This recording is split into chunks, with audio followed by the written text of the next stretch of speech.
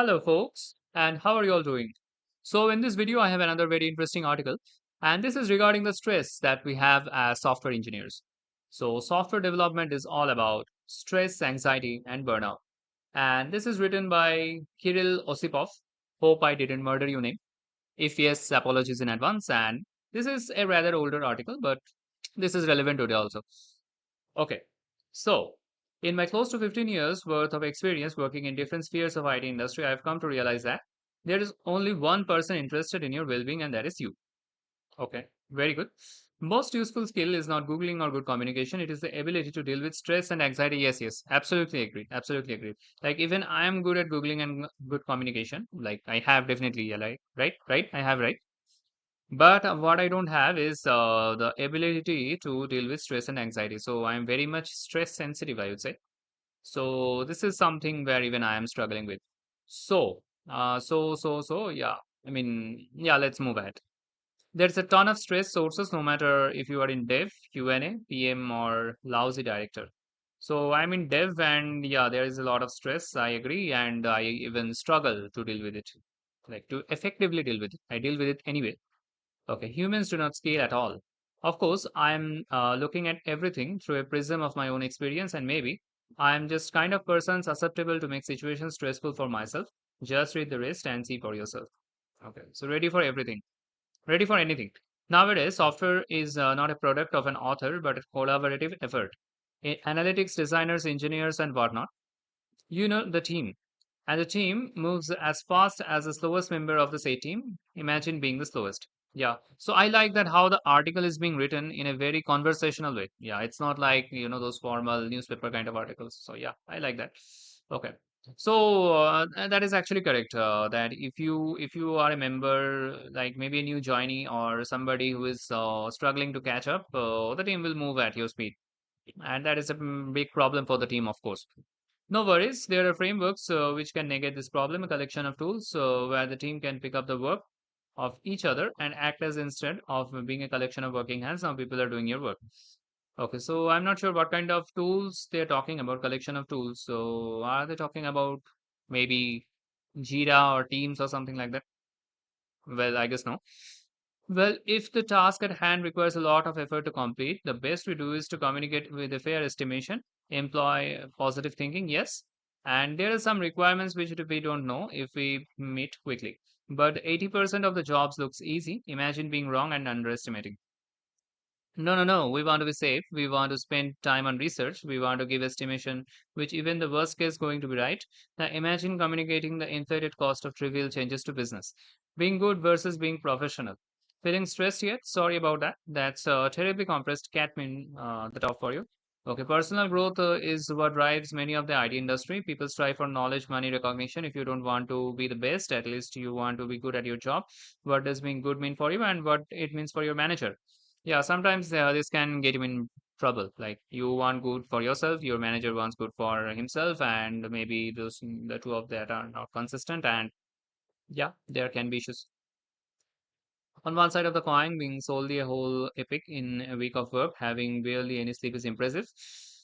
Yeah, like developers often do lots of work without sleep, and that's impressive for the team, of course, but maybe not that impressive for you. Showing strong skills of performance is a short way to impress, but if you're rarely alone, the changes have been reviewed and tested. So you have could have generated a lot of work for the team, and ultimately some arbitrary deadline can be filled. Or Murphy could have gotcha you and be spinning wheels for yourself, played hero and failed. Okay. I've seen a few managers which could definitely choose between performance and predictability. People want everything at the same time. They want performance and stability. Yeah, and sometimes in software, as you know, that we cannot give fair estimations.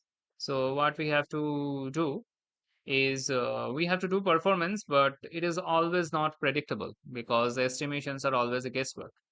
And if you say that, the estimations are not correct, that means you are not working and stuff. I mean, yeah, maybe yes, but who can do the better job? That's the real question. Okay. The best you can do is to keep in mind that you have to sacrifice one for the other and clearly communicate that. So there are no unrealistic expectations. If you say I can make 60% of that quickly, but the rest is not familiar to me and it is very likely I can get stuck there. Then you make fast a work bit more predictable in failure to fast. Okay, I need to research this, but if we are in real hurry, I can do pieces which I'm sure, and we put aside the rest. Now you made predictable piece of work fast, outlining the slow and unpredictable piece. I mean, yeah, at least you can communicate that you may fail. That's what they're saying, maybe. But it is sometimes difficult to communicate these kind of things to managers, right? That we will fail. I mean, they will get stressed out because they also have to report to higher authority, right? So it's not the top of the company. So yeah, yeah, we have to. We are taking stress, and we have to also think of stress that is coming to other people because of us. So that also happens. Like, yeah, think about it. We actually hold a lot of power, right, in that sense.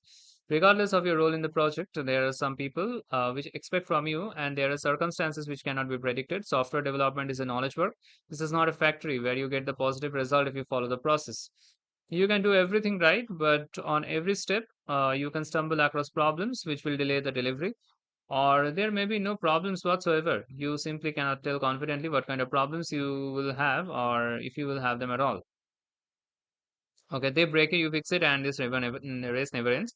If okay, if there is a course type of work which is more predictable, this type of work which when done generates more work of the same type. You have added control of the form, but didn't sanitize the input. You fix the control, then you add a control on some other form. You have to make sure you sanitize the input there as well. Then you get an error log and see the sanitization regex does not come cover some cases. The users report that they cannot input text with apostrophes.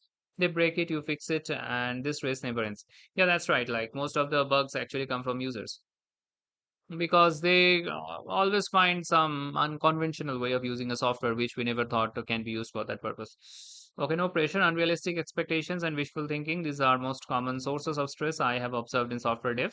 Everybody is susceptible. There are no exceptions. There are simply too many people, too many roles, experiences. Business expects return on investment. Product people wish for new feature to be simple in development. Developers expect product people to know how the new feature will coincide with all the current features in the app and so on. Okay, what worked for me is communication of surprises here. I communicated my vision to get, so basically communication helps. That's correct. And lastly, the most important part is you versus them. Remember that you are working with people. People make mistakes and assumptions. So people work with a lack of knowledge in the industry, which generates knowledge. It is a race that no biological mind can keep up with. So yeah, that is actually correct. Like we as devs make mistakes, although we don't admit. But other people also make mistakes, and we have to collaborate to work as a team. And we should always remember that. Okay, now lastly, I think what they're saying over here is yeah, yeah. What happens is a realization client understands that his behavior was a source of stress for the team, the stress which did not positively contribute to the result, and he was a nuisance rather than a help. In case you want to try it yourself, don't call anybody. Okay, some bad word. Guys got lucky to have a person who can see reason. On the other hand, you may not be so lucky. Remember that joke where Junior Dev is dreaming of becoming master of code, when Senior Dev is dreaming of being a farmer. Uh-huh. That is correct. That is correct. I won't call myself a senior dev, but I definitely want to become a farmer now.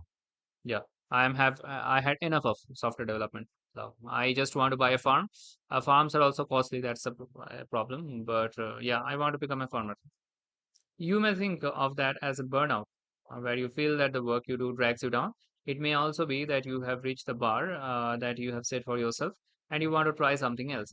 Trying new things is awesome. Slow down, escape, switch, reject, become a farmer for God's sake. There is one person interested in your mental well being, and that is you. And that is correct. And that's why all software devs at some point of their life should become farmers or maybe grocery store owners or maybe open some other shop like you have some savings, right? Open some shop and be chill, be chill. Don't just take too much stress off development. Yeah. So that's it for this, folks. And yeah, maybe in the next video, I will try to bring another very interesting article for you.